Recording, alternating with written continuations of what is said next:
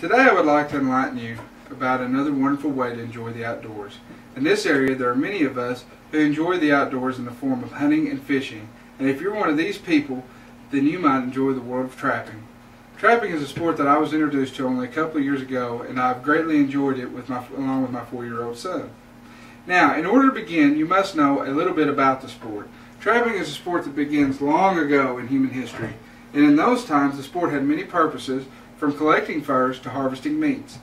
In today's world of trapping, it is mostly for the collection of furs to sell in several different available markets. When trapping, there are several different methods that can be used, but the one that I will cover is the use of coil spring traps. These traps are used to target such animals as raccoons, possums, foxes, coyotes, bobcats in this area. Before you go into the woods, there are a few items that you will need to bring. When you go in the woods to set your traps, you will need a garden spade, preferably one with a long handle, a bait spoon, a sifter, baling wire, a multi-tool for cutting the baling wire, pan covers, also known as coffee filters, and of course, your traps. Once in the woods, you need to find places to set your traps.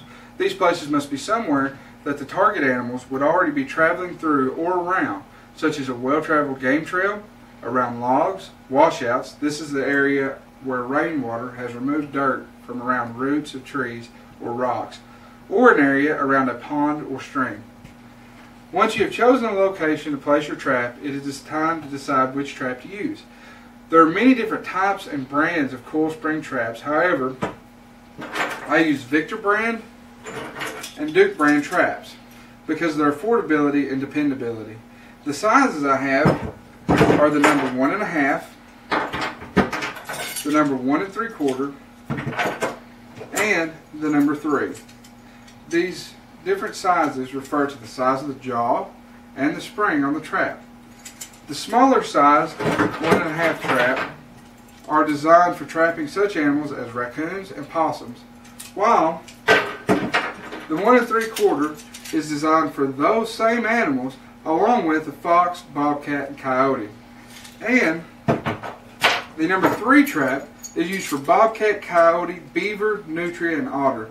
Also, as a side note, it is illegal to use a number 3 trap in any type of set other than a water set, so that the animal will drown. This is due to the trap's jaws being so large that if the animal chews out, it will die from its wounds. Now, once you've decided which trap you're going to use, you must prepare the trap site. First, you must take your shovel and scoop out enough dirt so that the trap's pan is roughly even with the ground around the set. Now, you're ready to set your trap.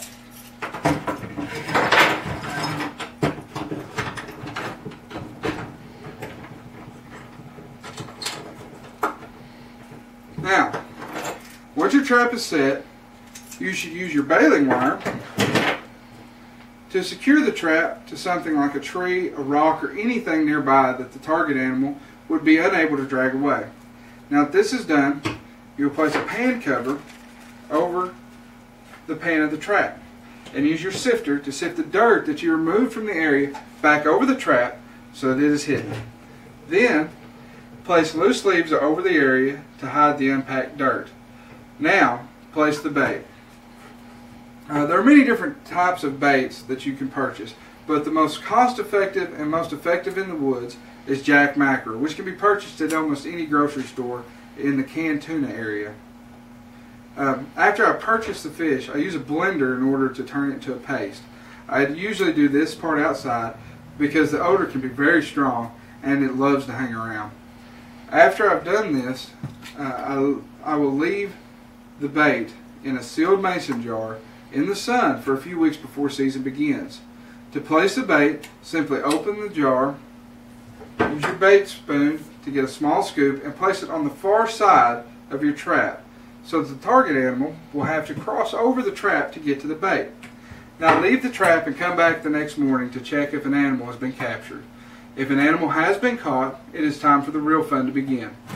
First, you have to kill the animal. The use of a .22 caliber rifle is the method I prefer because it is the most efficient and safe, because these animals can be very dangerous.